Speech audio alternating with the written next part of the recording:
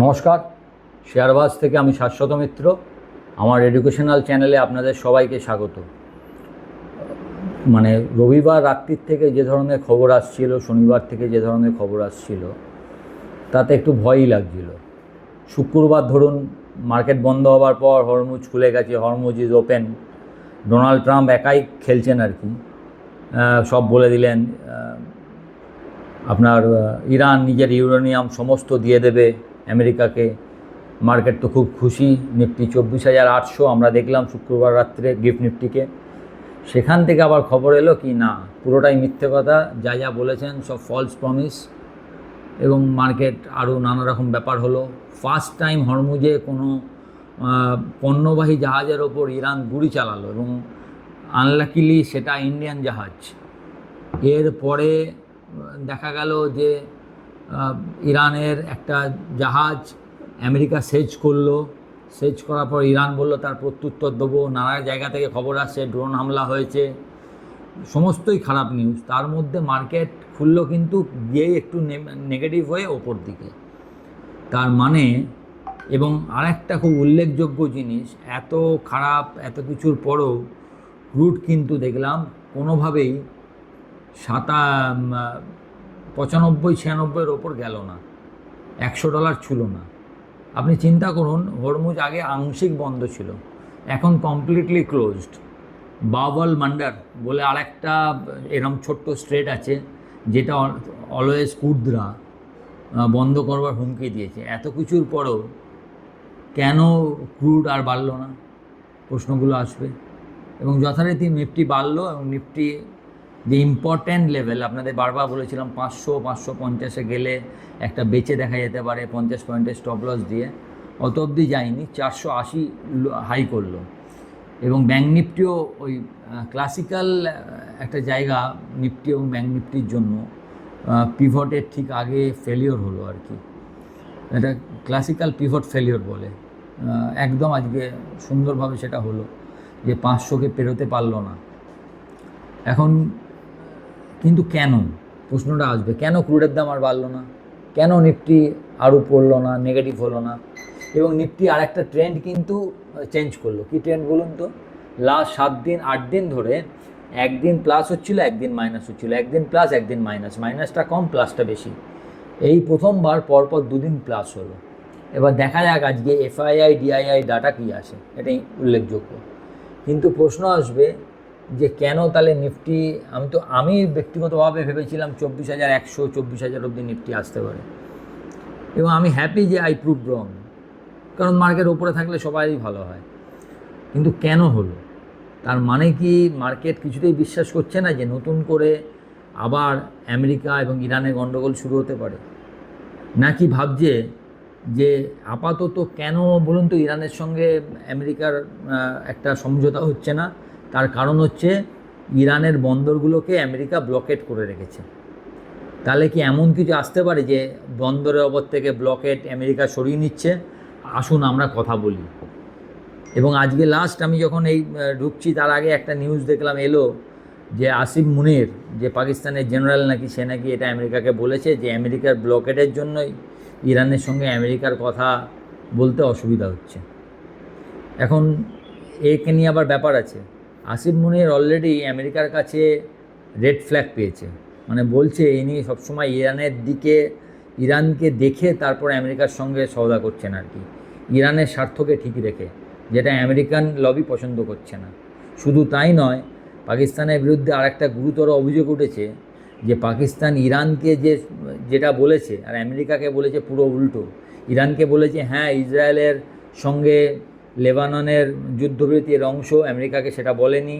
এরকম নানা রকম কথা চারদিকে ভাসছে, কতটা সত্যি আমার জানা নেই। কিন্তু একটাই জিনিস বোঝা যাচ্ছে যে মার্কেট ভাবছে যুদ্ধটা আর হবে না।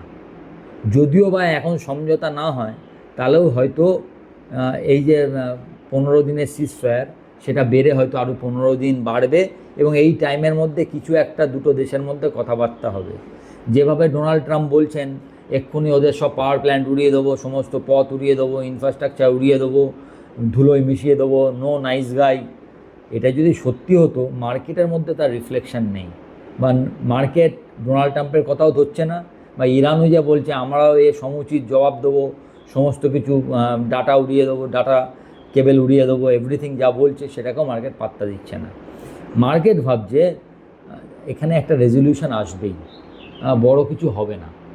তবে এই মার্কেট ট্রেড করা একদমই কঠিন, ট্রেডের জন্য মার্কেট নয়ই। কারণ প্রতি মুহূর্তে কী খবর আসবে, লাস্টে দেখুন সারাক্ষণ ঠিক থেকে লাস্টে এরকম 150 পয়েন্টের নিচে আসবে আপনি জানেন, বা সকালবেলা 240-50 অবধি দেখিয়েই আবার 480 অবধি মার্কেট সারাক্ষণ ভালোই ছিল।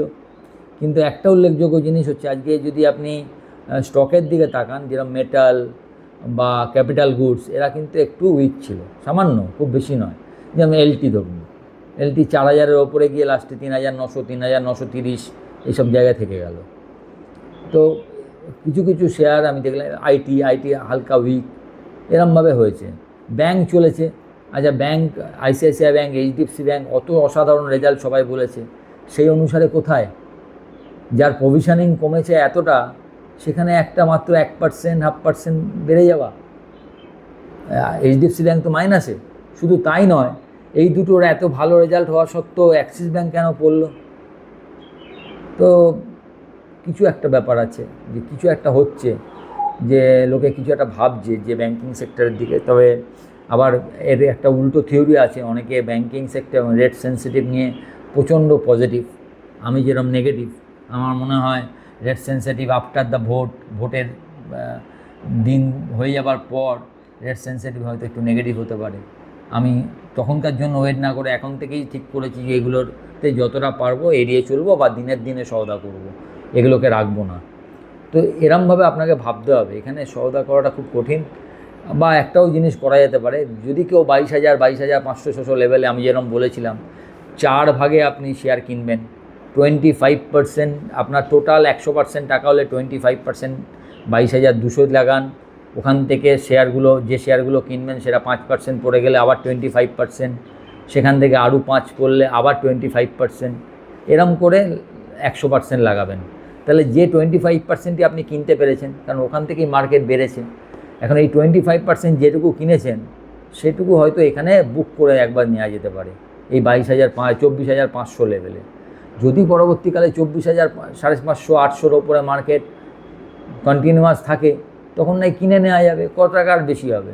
অলরেডি যেগুলো এত বেড়েছে, হয়তো 2-5 টাকা, হয়তো 5%-এর 2-3% ওপরে আমরা আবার কিনে নিতে পারবো। কিন্তু প্রফিটটা বুক করা থাকলে, আপনি একটা প্রফিট বুক করে রাখলেন, এরপরে দেখা যাবে যদি কোনো কারণে আবার 23,800 একবার আসে, তাহলে আপনি ওগুলোই আবার 5-6% নিচে আরেকবার এন্টার করার সুযোগটা পাবেন। এটা আমার মনে হয়েছে, আই মে বি কমপ্লিটলি রং। অনেকে যেরকম বলছে মার্কেট এখান থেকে একতরফাভাবে বাড়বে, নানা রকম মত আছে এখানে। তো আমার অ্যাকচুয়ালি কি, আমরা যারা, আপনারাও যারা টেকনিক্যাল দেখেন তারা জানেন যে মার্কেট গ্যাপ রেখে সাধারণত বড় র্যালি হয় না, কিন্তু হয়েছে তো। 20,000-এতে গ্যাপ রেখেই আমরা 26,000 গেছি। এই যে 23,000-এর গ্যাপটাও সারা জীবনের জন্য থেকে যাবে না, এ তো আমি দায়িত্ব নিয়ে বলতে পারবো না, হতেই পারে এই গ্যাপটাও থেকে গেল। সুতরাং আমি এটা একটুখানি চিন্তাভাবনা করে আপনাকে কাজ করতে হবে। কাজ করাটা একটু কঠিন এই জায়গায়, এ নিয়ে কোনো সন্দেহ নেই। তবে বিশ্ব পরিস্থিতি যা, তাতে নিউজ কিন্তু আপনাকে যে কোনো সময় যে কোনো দিকে আপনাকে উল্টো দিকে, মানে একদম রং ফুটে ফেলে যেতে পারে, রং ফুটেড কমপ্লিটলি। আজকে আপনি যেটা ভাবছেন সেটা নেক্সট মান্থ থেকে আবার উল্টে যেতে পারে। কারণ এটা তো এখন আমার মনে হয় না এটা ইমিডিয়েট এই ব্যাপার, এটা থামবে বলে। এটা অনগোয়িং একটা প্রসেস। এত মানে দুজনের মধ্যে ট্রাস্ট এত ডেফিসিট, আমেরিকা এবং ইরানের মধ্যে, সেই ট্রাস্ট ডেফিসিট এত সহজে কিন্তু কমবে না। কারণ একটা, আপনি চিন্তা করুন, একটা প্রেসিডেন্টকে তো আপনি বিশ্বাস করবেন? সেই প্রেসিডেন্ট যখন নিজের কথা সব বলে দিচ্ছে আমাকে করেছে, এবং প্রতিটাই মিথ্যে কথা, নির্জলা মিথ্যে, অন্য সাইড বলছে, তখন তার পরবর্তী কথা আপনি কীভাবে বিশ্বাস করেন? প্লাস একটা ব্যাপার হচ্ছে, প্রতিবার দেখা যাচ্ছে বড় মুভমেন্টের আগে একটা বড় পজিশান হওয়া হচ্ছে বিভিন্ন এক্সচেঞ্জে। আমি জানি না এইসব কী, তবে এইগুলোতে একটু সন্দেহজনক লাগেই। সেখান থেকে মানুষের একটু ভয়ও থাকতে পারে যে কোন দিকে যাচ্ছে, আমরা হয়তো জাস্ট তার হাতের পুতুলের মতো খেলা করছি, কারণ এত বড় বড় নিউজ আসছে যেখানে আপনাকে রিয়াক্ট দিতে হবেই, এবং সেই রিয়াকশান থেকে আপনি হয়তো রং ফুটেড যে কোনো সময় পড়ে যেতে পারেন। তাই জন্যে যদি আপনাকে খুব ইচ্ছা হয় যে আপনি এফএনওতে কাজ করবেন, একদম ছোট্ট লটে কাজ করুন, একটা আধা করলেন, এবং চেষ্টা করুন দিনের মধ্যে বেরিয়ে যাওয়ার। যদি রাখতেই হয় ভেবে রাখুন যে কি হলে আমি কি করব, বা হেজ করে দিন। ধরুন রাখলেন, দেখলেন রং ফুটেড আছেন, সে সবার আগে একটা হেজ করে গেলেন, যাতে বড় কিছু প্রবলেম না হয়। কারণ এত নিউজ ড্রিভেন মার্কেট, আজকে এত ভালো, আজকে এফেক্ট করেনি, কালকে যে 500 পয়েন্ট পড়বে না এটা কেউ দায়িত্ব নিয়ে বলতে পারবে না। তো আজকে যদি সেরকম রাতের বেলায় যদি অ্যাটাক হয়ে যায়, যদি ইরান বা আমেরিকা একে অপরকে অ্যাটাক করে দেয়, তাহলে কি কালকে মার্কেট পড়বে না?